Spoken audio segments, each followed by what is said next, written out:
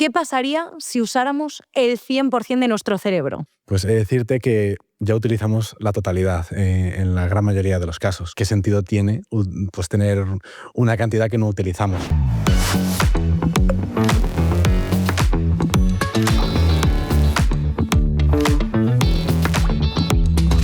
A ver, Miguel, tengo muchísimas preguntas, de verdad que soy una impaciente y lo primero que he hecho es preguntarte antes de presentarte, pero eres director del grado de Psicología de mi universidad. Eso es. ¿Por qué puedes responder a todas estas preguntas? Pues es una buena pregunta, porque la puedo responder. Y bueno, yo empecé este estudio también de neurociencia desde muy joven y nada, yo me especialicé en neurociencia cognitiva y nada, hice un doctorado en psicología y sigo investigando en esta área pues tan fascinante, ¿no?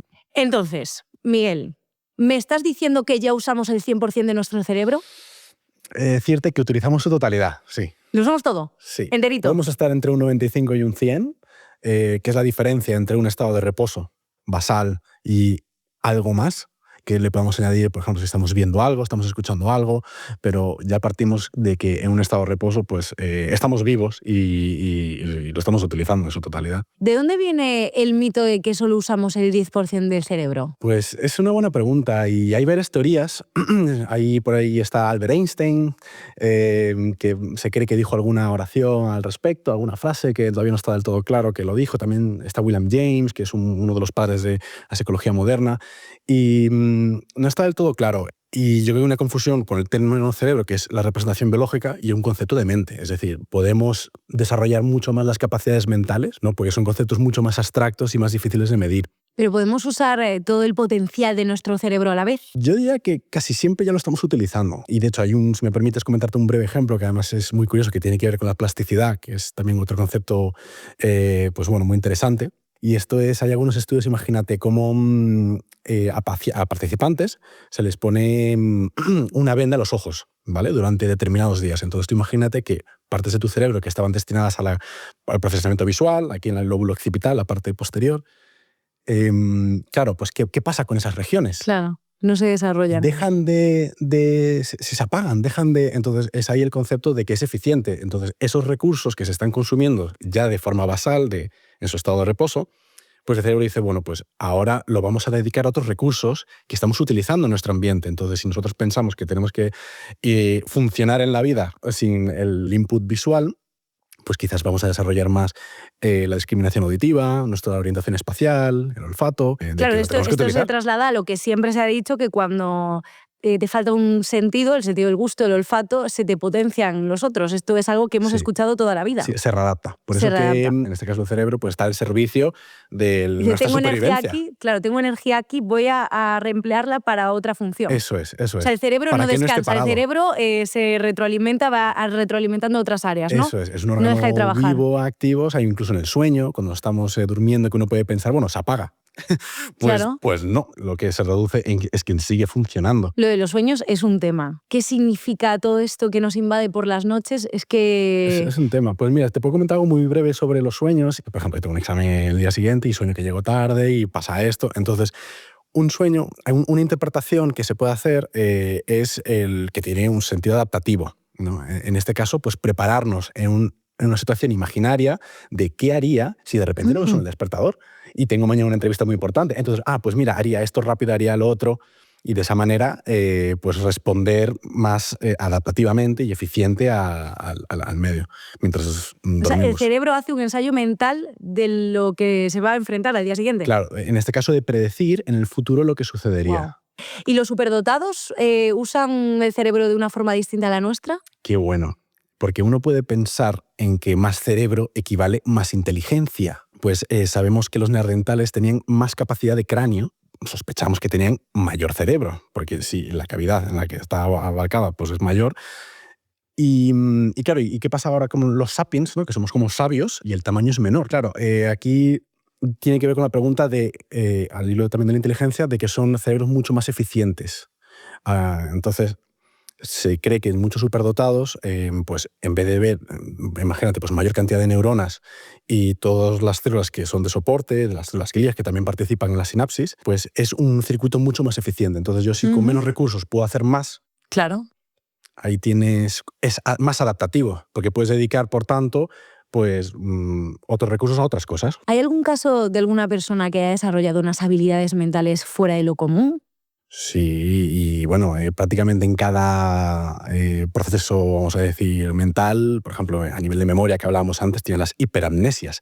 Entonces tienes personas que son capaces de aprenderse partituras enteras de memoria en montones de idiomas. Digamos que ahí es un ejemplo también de interacción de lo biológico, alguien que ya viene con una predisposición muy buena a determinadas habilidades y cómo con un entrenamiento del ambiente se traduce en el rendimiento que vemos de que es, pues, saberte, imagínate, 20 idiomas o incluso más. De hecho, se me ocurre un ejemplo. Tengo entendido que los taxistas de Londres en su momento tuvieron que aprender, porque ahora con los GPS ya no pasa, ¿no? Pero tuvieron que aprenderse el mapa entero de Londres y dicen que su hipocampo está más desarrollado. Eso es. O sea, que con entrenamiento podemos desarrollar unas habilidades especiales. Eso es. Wow. Entonces es un ejemplo de cómo el ambiente y nuestro día a día influyen en lo biológico, ¿no?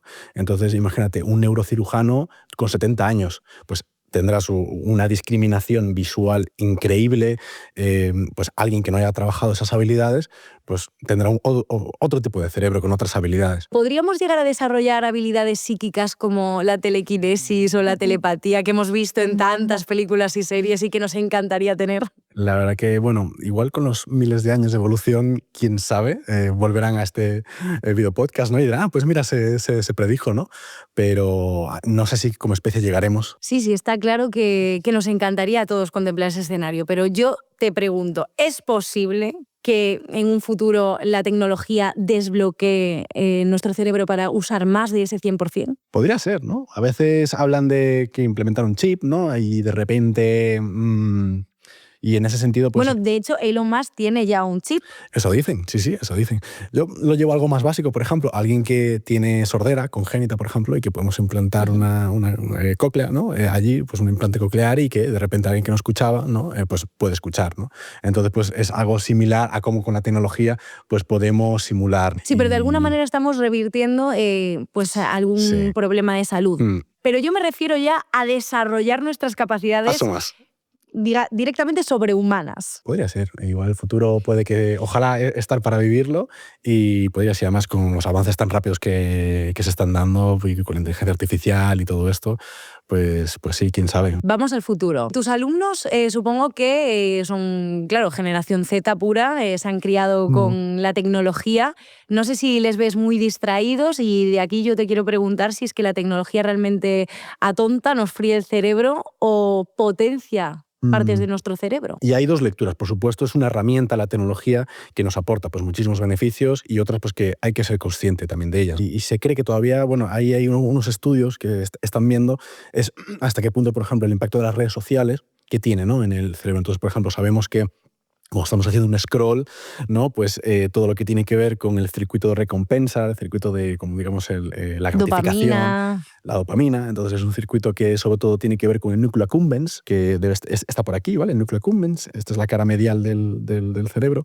Y nada, y entonces es un circuito que viene de aquí, el área tegmental ventral, ¿vale? Al núcleo accumbens, ¿de acuerdo? Entonces, ese circuito, como estamos haciendo un scroll, pues es digamos, algo gratificante. Se llena. Ya que pues estamos viendo contenido que nos gusta, que nos llama la atención, ¿no? Entonces, pues seguimos y además es cómodo, ¿no? Esa situación y además se refuerza. Claro, entonces aquí surge la pregunta de si somos, por ejemplo, más propensos a no esperar, somos más impacientes, lo queremos ya. ¿Qué es lo que más le interesa a la generación Z, a tus alumnos, en el terreno de la psicología? Sobre todo noto un particular interés cuando hablamos de cuando el cerebro sale de la norma típica, ¿no? Entonces, por ejemplo, cuando sucede una alteración, por ejemplo, el lenguaje es muy famoso, las afasias, que sucede, por ejemplo, pues cuando tenemos una conducta adictiva, se nota, ¿no? que les llama la atención y preguntan mucho por ello. Entonces, intento que tengan la visión como futuro profesional, ¿no? Y que en este caso en la psicología trabajamos con personas. Entonces, que no, al menos una visión humana, global de la persona, escuchar, empatía, aspectos que son tan básicos de una persona y que no lo tengamos, pues hombre, es que es fundamental. Pues esa es muy buena reflexión para concluir este episodio, que da igual lo desarrollado que tengamos el cerebro, que aquí lo que importa es ser buena gente, buena persona. Muchísimas gracias, Miguel, Gracias. y nos vemos en el próximo episodio.